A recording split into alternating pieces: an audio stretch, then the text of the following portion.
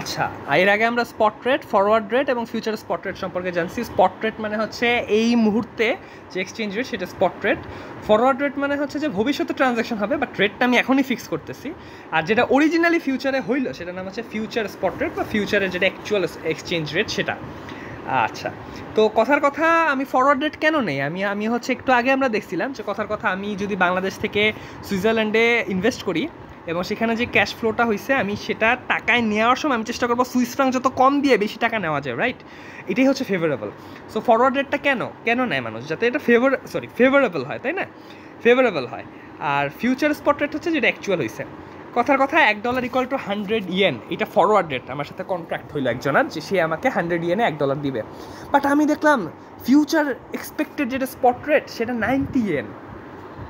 এর মানে কি? এর মানে তার এই অফারটা নেওয়ার তো আমার দরকার নেই। আমি তো 90 ইয়েনে বেশি ডলার নিয়ে আসতে পারবো, কম ইয়েন দিয়ে বেশি ডলার নিতে পারবো, কারণ আমার তো ডলার চাই। যার ডলার চাই সে তো দেখতেছে যে ভাই এই ফরওয়ার্ড রেট কেন, আমি তো ভাই অ্যাকচুয়ালি বেশি কম ইয়েন দিয়ে বেশি ডলার নিতে পারবো।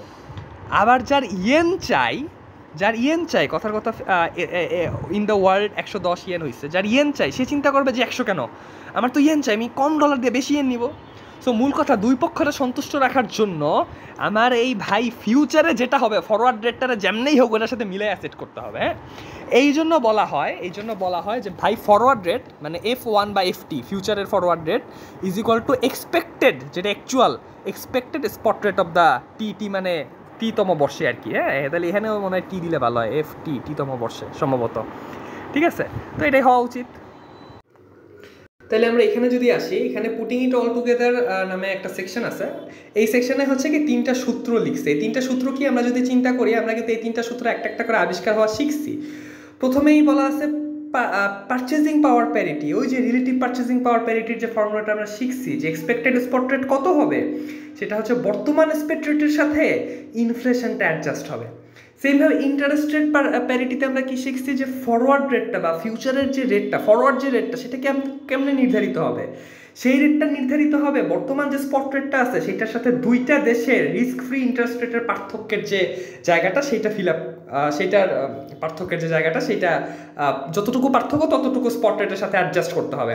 কেন? কারণ যতটুকু পার্থক্য ততটুকু যদি আমি স্পট রেটের সাথে অ্যাডজাস্ট করেই ফেলাই, তাহলে তো আর পার্থক্যের থেকে আমি অ্যাডভান্টেজ অপরচুনিটি নিতে পারলাম না। কারণ আমি যদি দেখি ইউএসের চেয়ে এফসিতে আমার রিটার্ন বেশি, এফসিতে ইনভেস্ট করছি, কিন্তু ভাই যতটুকু রিটার্ন বেশি ততটুকু এক্সচেঞ্জ রেটে আমার আবার মিলে গেছে, আমি এক্সচেঞ্জ রেট থেকে ফেরত আনতে গিয়ে আবার আগের জায়গায় পৌঁছে আসবো।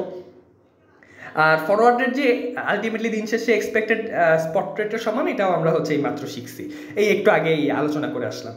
তো এখন কথা হচ্ছে যে দেখো এই 3টা ফর্মুলা একসাথে লিখছে। 3টা ফর্মুলা লিখার পর আমরা দেখি F1 ইকুয়াল টু F1, এর মানে কি আমরা লিখতে পারি না ES1 মানে expected spot rate is equal two এই উপরেরটা, এই যে লিখছে, ঠিক আছে?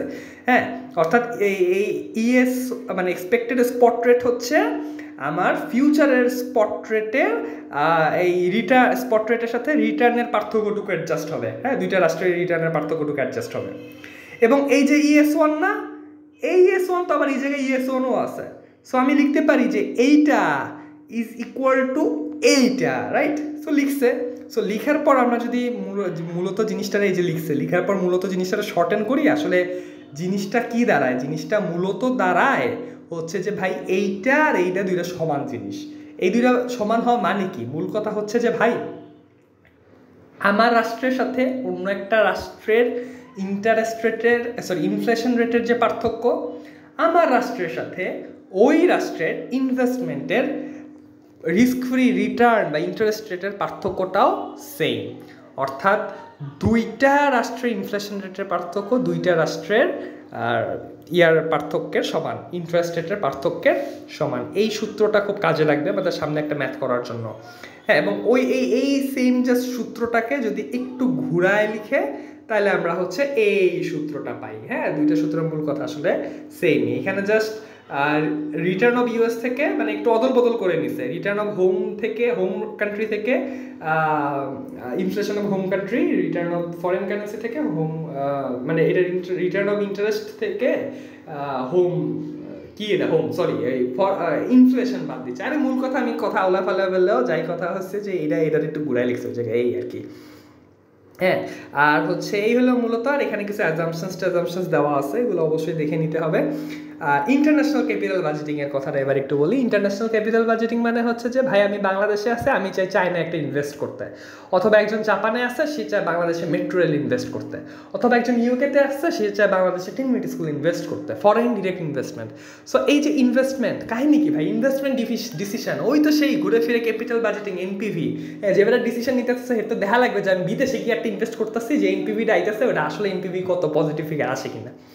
তো এই এনপিভি ফিগার করার জন্য আমার মূলত হচ্ছে দুইটা গ্যাঞ্জাম লাগে। এখানে সুন্দর সিনারিও দেওয়া আছে, রিডিং পড়লেই বোঝা যাবে, এখান থেকে ম্যাথ আসতে পারে। সিনারিওটা হচ্ছে যে জাস্ট কল্পনা করো, চিন্তা করো চোখ বন্ধ করে, যে আমার সিনারিওটা হচ্ছে যে আমি কথার কথা গিয়ে এখন জাপান ইনভেস্ট করলাম।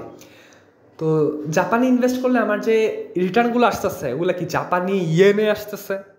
আবার বললাম আমার কস্ট অফ ক্যাপিটাল 10% ইন টাকা, তো টাকা এবার কইলা 10%, তো একটা কইতাছো ইয়েন একটা কইতাছো টাকা, হইলো না তো, দুইটা তো মিলেই তৈব, হয় তুই সবগুলো ইয়েনে নিবা তাহলে সবগুলো টাকারে নিবা, এই হচ্ছে কাহিনী। সো দুইটা অ্যাপ্রোচ আছে, এই যে বললাম একটা হচ্ছে হোম কারেন্সি অ্যাপ্রোচ, সকল ইনফ্লোসগুলোকে তুমি তোমার যে হোম কারেন্সি সেটাতে নিয়ে আসবে এবং এনপিভি দেখবা কত হয়। আরেকটা হচ্ছে ফরেন কারেন্সি। হ্যাঁ, ফরেন কারেন্সি অ্যাপ্রোচ মানে কি, যে তোমার যতখানি তোমার যে জাস্ট ইনফ্লোস যেগুলো আসতেছে বিদেশি কারেন্সিতে ওটা থাক, বিদেশি কারেন্সিতে এনপিভি বাই করবা, শুধু দেশি যে কস্ট অফ ক্যাপিটাল ওটাকে বিদেশিতে কনভার্ট করে নিয়ে যাও। সো কাহিনী হচ্ছে কেমনে করবা। সো এই জায়গায় ফুল প্রসিডিউর বলা আছে, আমরা জাস্ট একটু দেখি যে হোম কারেন্সি অ্যাপ্রোচে হয়েছে কি। হোম কারেন্সি অ্যাপ্রোচে ওই যে ফর্মুলাটা আছে, ফর্মুলাটা, সো এখানে হচ্ছে কোয়েশ্চেনে দুইটা রাষ্ট্রের হচ্ছে ইয়ে দেওয়া আছে। হ্যাঁ, দুইটা রাষ্ট্রের because 7% risk free rate of interest rate দেওয়া আছে দুইটা রাষ্ট্রের। সো দুইটা রাষ্ট্রের যখন রিস্ক ফ্রি ইন্টারেস্ট রেট দেওয়া আছে, একটা হচ্ছে 7%, একটা হচ্ছে 5%, আমার রাষ্ট্রের 5 আর বিদেশি রাষ্ট্রের 7। So simply rate of interest ওই ফর্মুলাটা বসাবা, এখানে সুন্দর মতো বসাইলে চলে আসবে যে আমার এক্সপেক্টেড ইয়া কত। হ্যাঁ, প্রথম বছরের জন্য হচ্ছে 0.51 এক্সচেঞ্জ রেট, সেকেন্ড বছরের জন্য যে 2 দিছে স্কোয়ার 0.52, থার্ড বছরের জন্য 0.53।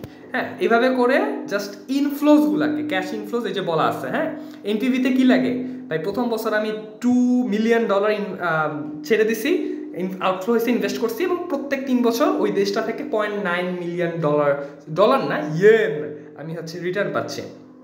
তো এই সব ইয়েনকে ডলার নিতে চাইতেছি। সো ডলার নিবা কেমনে, এক্সচেঞ্জ রেট কত, এই যে একটা হচ্ছে প্রথমটা তো হচ্ছে S05 দেওয়াই আছে, আর বাকি তিনটা আমরা এইমাত্র বাই করছি। বাকি তিনটা কি করছি, এই যে এখান থেকে বের করে সুন্দর মতো হচ্ছে এই যে ইনফ্লো, ক্যাশ ইনফ্লোতে নিয়ে আসছি।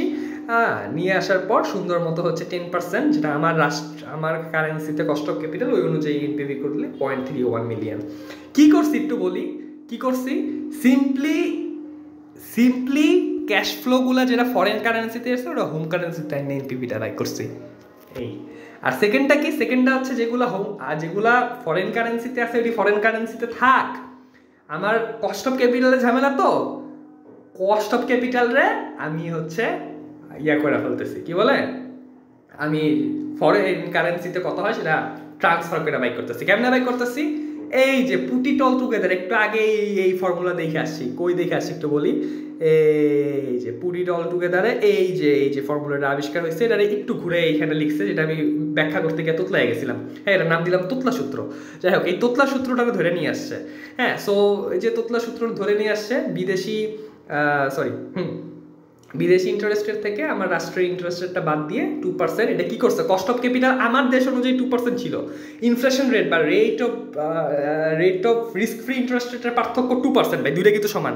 হ্যাঁ, দুইটা সূত্র এক জায়গায় ভয়লি হইলো। যাই হোক, 2%, তো 10% কি আমার রাষ্ট্র, আর ওর রাষ্ট্রের সাথে আমার রাষ্ট্রের পার্থক্য 2, তাহলে হয় কত, 10 আর 2 তে 12।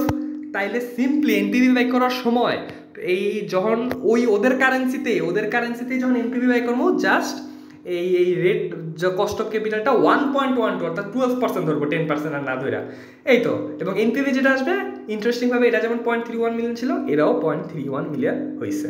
তো এরপরের পেজে এই হচ্ছে মূল কাহিনী আর কি। হ্যাঁ, এখান থেকে একটু ম্যাথটা ভালোই একটু জটিল লাগছে আমার কাছে, আর এখানে আনলিমিটেড ক্যাশ ফ্লো, এবং পরের পেজে আরো কিছু থিওরিটিক্যাল কথাবার্তা আছে, এই বলে মোটামুটি এই চ্যাপ্টারের মেজর জিনিসপত্র শেষ।